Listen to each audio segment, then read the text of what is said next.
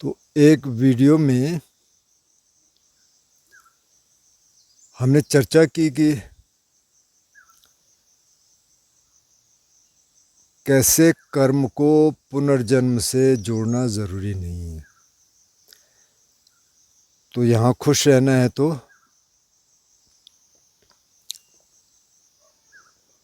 ध्यान करके खुश रहा जा सकता है। और भी तरीके होंगे। तो किसी मित्र ने फिर एक काफ़ी लंबा कमेंट किया। उन्होंने काफ़ी चीज़ें बताई, मतलब बहुत अच्छी इंग्लिश में लिखा हुआ है, बहुत पढ़े लिखे इंसान है और काफ़ी सारी इन्फॉर्मेशन उसमें दी है। मेरे को काफ़ी सारी चीज़ें पता भी नहीं थी, मतलब उनके नाम पता नहीं थे जिन जिनको उन्होंने लिखा है। तो उन्होंने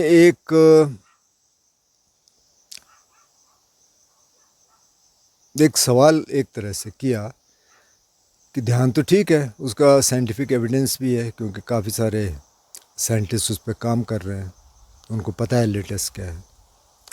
लेकिन कुछ ये पंचशील की बात करते हैं या 5 प्रिसेप्ट्स की बात करते हैं कि वो कह रहे ये थोड़ा सा गले उतरता नहीं। तो फिर उन्होंने एक एग्ज़ाम्पल दिया कि सपोज कोई एक व्यक्ति 1 करोड़ रुपया चुरा लेता है कहीं से, तो कि अगर वो पकड़ा गया तो ज़्यादा से ज़्यादा सज़ा उसकी 1 साल है। मुझे नहीं मालूम कितनी है, पर उन्होंने कहा है कि 1 साल है। और अगर नहीं पकड़ा गया तो 1 करोड़ उसके पास रहेगा, और जैसे मर्जी उसको यूज कर ले। तो कुल मिला के निष्कर्ष ये निकला कि अगर 1 करोड़ रुपया आप चुरा लें कोई और पकड़े न जाए तो वो खुश रह सकता है। तो मतलब रिस्क लिया जा सकता है। थोड़ा सा मैंने उसको रिफ्लेक्ट किया कि अगर मेरे को कोई 1 करोड़ रुपये ऐसे लेना पड़े, मतलब अगर मैं छोड़ दूँ तो मैं खुश रह पाऊँगा। तो यार फिर मेरे दिमाग में ये आया कि जो कई सारे लोग हैं ना, मेरे को उनके नाम ध्यान नहीं आ रहे, लोगों को पता होगा कि हज़ारों करोड़ रुपए लेके देश से भाग गए। कोई इंग्लैंड में है, कोई कहीं और है, कोई कहीं और है। हाँ, एक का नाम याद आया, कोई नीरव मोदी भी है, कोई एक दूसरे मोदी है, कोई और भी है। अब आप कह सकते हैं कि यार इनके पास करोड़ों रुपया है, कोई तो हीरे का व्यापार करते हैं तो खुश होंगे। अच्छा, मैं दूसरे एंगल से देख रहा हूँ कि इनको सब लोग यहाँ चोर बोलते हैं कि यार ये तो चोर हैं, तो चोरी करके गए। और इन लोगों को पता है कि लोग कैसे क्या बोलते हैं, तो यार उस पैसे में क्या सचमुच खुश होंगे? मतलब मुझे इस पे शक होता है।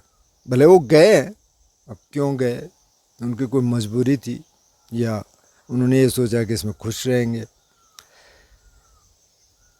अच्छा, फिर जो मौलिक सवाल है, बुद्ध तो प्रिंस थे।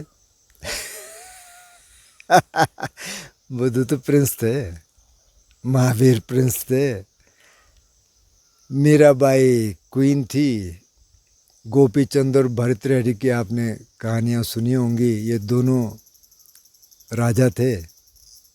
उस समय छोटी छोटी स्टेट थी, लेकिन इनके पास सब कुछ था उस समय के लिए। जो जो भोग विलासिता की चीज़ें जिनसे आप कहते हैं कि खुश रह सकता है आदमी, वो है।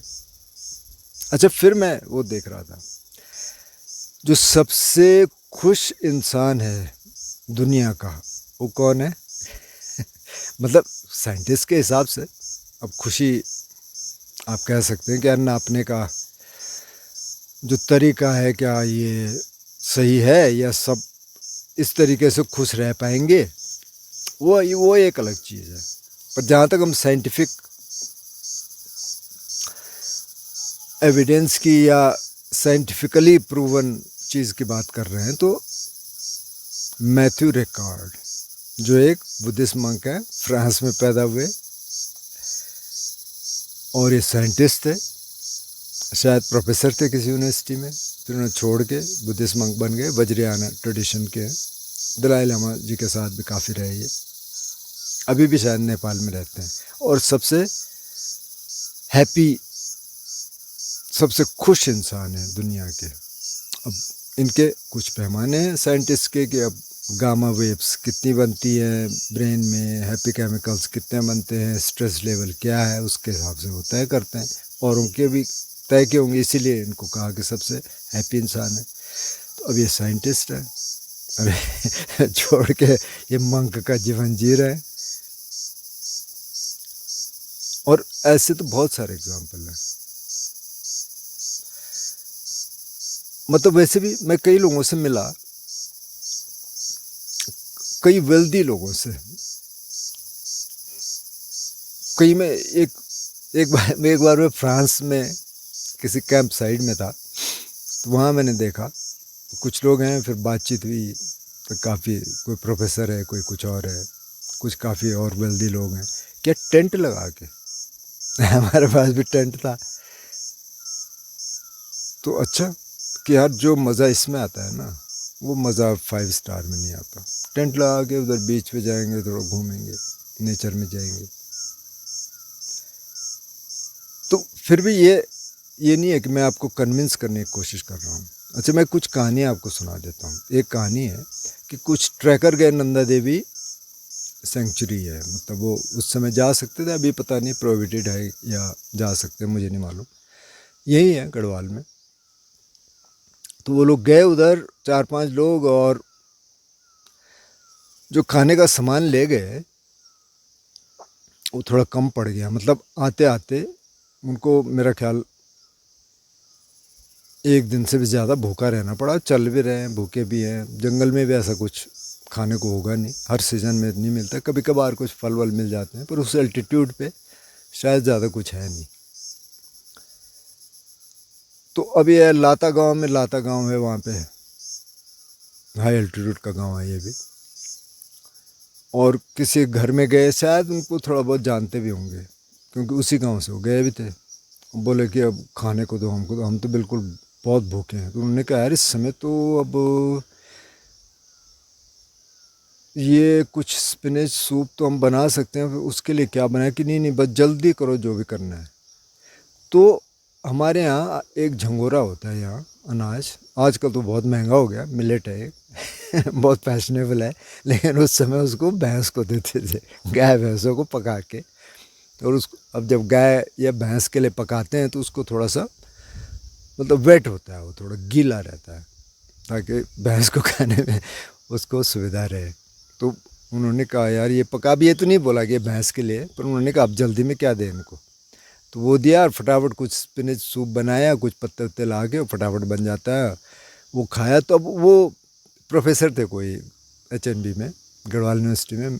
तो वो कह रहे यार कि वो जो खाना था ना, वो जो झंगोरा और वो जो हमने वो साग खाया किसी पत्ते का, और कि बाद में पता चला कि भैंस के लिए बनाया हुआ था, कि वो खाना हम पूरी ज़िंदगी नहीं भूल सकते। इतना स्वादिष्ट खाना। अब वो स्वादिष्ट कैसे हो गया, क्योंकि भूखे थे। मैं एक महिला से मिला, एक यूरोपियन महिला से, धर्मशाला में, धर्मकोट में, जहाँ पे पसना सेंटर भी है। तो वो कह रही कि हमारे बच्चे वहाँ मतलब 10 चीज़ें 15 चीज़ें हैं टेबल पे, और जैम भी है, चीज़ भी है, और ये भी है, वो भी है। और वो कहता है नहीं मम्मी, बच्चा कहता है नहीं ये भी नहीं, ये भी नहीं, ये भी नहीं। और कि यहाँ का बच्चा, उसके बाद इसकी ब्रेड है और जैम है, और कहता है वाह वाह जैम वाह, और कि उसको खाता है कि कमाल है, कि हम तो हैरान रह गए, तो कितने खुश हैं बच्चे। एक और छोटी कहानी सुना देता हूँ कि ऑरोविल में, मैं ऑरोविल में था कुछ टाइम, तो एक कपल था, अमेरिकन कपल, उनसे थोड़ा दोस्ती होगी, एक बच्चा भी था उनका 5-6 साल का, उससे भी थोड़ी दोस्ती थी, उसके साथ खेलते थे।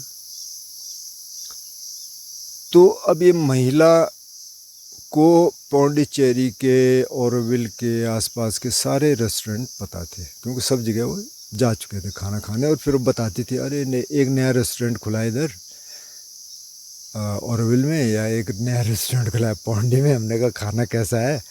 खाना खास नहीं है, ऐसी है, पता नहीं, लोग कह रहे थे अच्छा है, पता नहीं, मेरे को तो नहीं लगा अच्छा। जब कई बार ये हो गया, जब उसने कई बार ये कह दिया कि नहीं नहीं खाना अच्छा नहीं, मैंने कहा यार चक्कर क्या है ये। तो उनके घर आना जाना था, एक घर गए तो उन्होंने कहा कि ब्रेकफास्ट यहीं करेंगे। ठीक है जी। तो एक वहीं की महिला थी, तमिल, डोसा बनाया, सांभर, चटनी, हाँ बहुत अच्छा, उन्होंने खाया। ठीक है। तो 4 एक घंटे मैं उस घर में रहा, मैं नोटिस कर रहा था उस 4 घंटे में कम से कम उसने 10 बार कुछ ना कुछ खाया होगा। कभी थोड़ा सा कुछ, कभी थोड़ा सा कुछ, अच्छा ये नीलगिरी के फिक्स है, थोड़ा सा ये ट्राई कर लो, अच्छा ये थोड़ा ड्राई फ्रूट्स ट्राई करो, अब ये अच्छा कुछ बना दे, उसको कहेंगे कुछ बना दे। फिर मुझे लगा यार जब ये इतना खा रही है तो रेस्टोरेंट में जाके इसको कोई खाना पसंद आ ही नहीं सकता। जब आपके पेट भरा हुआ है तो खाने को अप्रिशिएट कैसे करेंगे। जैसे हमारे एक कहावत है ना कि भूख मीठी कि खाना मीठा। तो अगर भूख ही नहीं है तो खाने में क्या टेस्ट आएगा। तो इस पे मैं सोच रहा था, तो उन्होंने कहा कि जो 5 प्रिसेप्ट्स हैं, यानी जो पंचशील हैं, इनके बारे में थोड़ा सा मुझे डाउट है। और क्योंकि इसको एसेटोरिक जो टीचिंग है उससे जोड़ दिया गया कि हाँ जी पुनर्जन्म होगा और वहाँ आपको मिलेगा। फिर मैंने इस पर थोड़ा सा रिफ़्लेक्ट किया, क्योंकि मैं भी 5 प्रिसेप्ट का पालन करता हूँ, जहाँ तक हो सके बहुत उनको प्योरिटी में रखता हूँ कि कोई हत्या ना हो जाए, कोई छोटी मोटी चोरी ना हो जाए। यहाँ क्या चोरी होगी, लेकिन व्यभिचार ना हो जाए, कोई झूठ ना बोला जाए, कोई नशा ना किया जाए। मैं बहुत प्योरिटी से इसको रखता हूँ। और उससे जो हैप्पीनेस मिलती है, उससे जो संतोष मिलता है, अब उसको ट्रांसमिट तो किया नहीं जा सकता। अब जैसे मैं ध्यान करता हूँ माने, या कोई और ध्यान करता है, या और माने चलो ध्यान भी छोड़ दिया, अब कोई संगीतकार है माना, हाँ संगीत करता है, तो वो कहता है वाह मुझे तो इसमें बहुत आनंद आता है। तो वो संगीतकार बहुत कोशिश करने के बाद भी उसको ट्रांसमिट नहीं कर सकता। वो जो उसको आनंद आता है संगीत गाने में, बजाने में, या कई बार सुनने में, वो दूसरे तक कैसे पहुंचाएगा। नहीं पहुंचा सकता। ये गूंगे का गुड़ है। जैसे गूंगा आदमी है और उसने कभी कोई मीठा खाया ही नहीं, कुछ भी नहीं, और आपने उसको कहा कि यार शहद है, वाह क्या मीठा है। उसने कहा अच्छा कैसे होता है, कि जैसे गुड़ होता है। अच्छा गुड़ कैसे होता है, जैसे कि ये होता है। वो दिखा रहा है चीज़ों को, ये अब खाया तो उसने है ही नहीं, तो उसको थोड़ा सा चखा दिया तो पता चल जाएगा। तो इसको तो चखा सकते हैं क्योंकि उपलब्ध है। संगीत तो नहीं चखा सकते, ना ध्यान चखा सकते। अगर जो गा रहा है वो कहता है गाने में मेरे को इतना आनंद आता है, तो जब तक दूसरा गाएगा नहीं उसको पता नहीं चलेगा। तो इसलिए कह सकते हैं, मतलब कहना भी चाहिए, क्वेश्चन उठाने चाहिए। लेकिन जब तक यार 5 शील का पालन आप करेंगे नहीं ना, तब तक आप ये नहीं कह सकते कि ये साइंटिफिक नहीं है और इससे क्या खुशी मिलेगी। तो मैं नहीं मान सकता, क्योंकि आप तो कर ही नहीं रहे हैं ना। हम बार बार तो वही बात कर रहे हैं कि हम ध्यान की बात कर देते हैं, हम कहते हैं फलाना कर ले अलाना कर ले, मैं तो नहीं करूँगा, मुझे कोई दिक्कत नहीं है। तो आप नहीं समझ पाएंगे। तो कुल मिला के कहना ये है कि जब तक आप अनुभव नहीं करेंगे तब तक नहीं बता सकते। अब जो 1 करोड़ वाली आपने बात कही कि वो लेके चला गया, चला जाए माना, तो खुश रहेगा, मेरे को तो इसमें डाउट है। कि माना कि वो कुछ भी नहीं हो जानता हो ध्यान के बारे में, कुछ भी उसका मॉरली बिल्कुल भी कोई रिस्पॉन्सिबिलिटी नहीं लेना चाहता, एथिकल नहीं है, कुछ भी नहीं है, फिर भी यार उसके दिल में तो ये रहेगा ना कि मैं चोर हूँ, मैंने तो चोरी किया। जितने करप्ट लोग हैं अंदर तो रहेगा, अंदर तो एक कचोटेगा, क्योंकि ये पता है कि ये सही नहीं है। तो मैं तो इससे सहमत नहीं हूँ। और फिर जो मैंने एग्जाम्पल गिनाया है कि बुद्ध है, महावीर है, मीरा है, गोपी चंद है, भर्तृहरि है, बहुत सारे हैं। भर्तृहरि की कहानी शायद बहुत लोगों को तो पता होगी। ये भी एक राजा थे, वहाँ गोरखनाथ गए, बाबा गोरखनाथ जी। अब ये मिल गए, ये भी उनको प्रणाम करने गए, तो उन्होंने एक फल दिया इनको, बोले फल खा लो, आप जब तक जीवित हैं तो जवान रहेंगे, मतलब ठीक है। अब ये गए, उन्होंने कहा यार मैं क्यों खाऊं इस फल को ना, मैं खा के क्या कोई फ़ायदा नहीं है। अपनी रानी को बहुत प्रेम करते थे, इन्होंने रानी को दे दिया। रानी ने लिया फल, रानी किसी और के प्रेम में थी, वो कोतवाल को प्रेम करती थी, उसने कोतवाल को दे दिया कि यार तू खा ले, ऐसा ऐसा बाबा ने बोला है। अब कोतवाल कोई एक प्रोस्टिट्यूट से प्रेम था, वैश्या से, वो उधर गया, उसने उसको दे दिया फल। अब वैश्या ने फल तो ले लिया, पर उसने कहा अरे मैं तो पहले ही इस चक्कर में पड़ी हूँ, मतलब मैं पहले ही दुखी हूँ, अब ये कह रहे हैं कि हमेशा जवान रहे, तो जवान दिखेगी, तो मेरा तो वैसे ही नरक बना हुआ है जीवन। तो वो उसने कहा मैं अपने राजा को दे के आती हूँ फल, वापस जो है राजा के पास चला गया। जब राजा ने फल देखा, राजा ने कहा तेरे पास ये फल कहाँ से आया, बता। उसने कहा मुझे तो कोतवाल ने दिया। बोला अच्छा, बुलाया कोतवाल को, उसने कहा भाई तेरे पास कहाँ से आया फल। तब कोतवाल को डर था ना, मतलब अगर नहीं बताएगा सच तो उस समय तो सीधे गर्दन उड़ा दी जाती थी। उसने कहा जी मुझे तो रानी ने दिया। अब रानी को बुलाया, तो रानी को पता था सही बताना पड़ेगा। उसने कहा भाई सही बात यह है कि मैं उससे प्रेम करती हूँ। तो भर्तृहरि राजपाट छोड़ के गोरखनाथ जी के चरणों में चला गया। तो गोरखनाथ ने कहा भैया तुम्हें तो मैंने फल दिया था। उसने कहा जी देख लिया मैंने फल, मैं अभी तक आ गया। तो मतलब धन संपत्ति से कितनी खुशी मिलेगी, आपने खुद, यहाँ इन्होंने खुद एक कमेंट में कहा है कि अमेरिका में कोई रिसर्च हुई कि कितने $1000 तक अगर कमाएंगे तो तब तक खुशी बढ़ती है, उसके बाद फिर घटने लग जाती है या स्टेबल हो जाती है, कुछ इस तरह का है। तो ये पैमाना जो है ना, ये फिर से एक अजम्पशन है, एक अजम्पशन को लेके हम चलते हैं कि धन दौलत होगी तो खुशी होगी।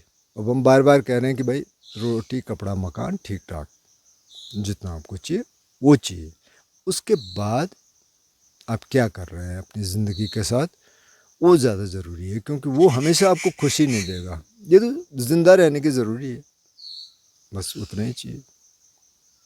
तो खैर फिर भी मैं कोई आपको कन्विंस नहीं कर रहा हूँ 5 शील रखने के लिए, लेकिन मैं कह रहा हूँ कि अगर रखना शुरू करेंगे, जो आदमी 5 शील मानेगा, जो उस पर चलेगा, उसको पता चलेगा कि इसमें खुशी है कि नहीं। हियर एंड नाउ उसको छोड़ दीजिए कि वो कर्म बनेगा, वो फिर पुनर्जन्म होगा, वहाँ काम आएगा, वो उसको छोड़ दीजिए। वो तो बुद्ध कहते हैं कि हो सकता है भाई उधर भी हो, कौन देखाया, आपको तो नहीं पता ना, पर कम से कम यहाँ तो खुश रहो, यहाँ ध्यान करो, यहाँ शील का पालन करो, यहाँ खुश रहो भाई। सारी कहानी कहने का मतलब ये है।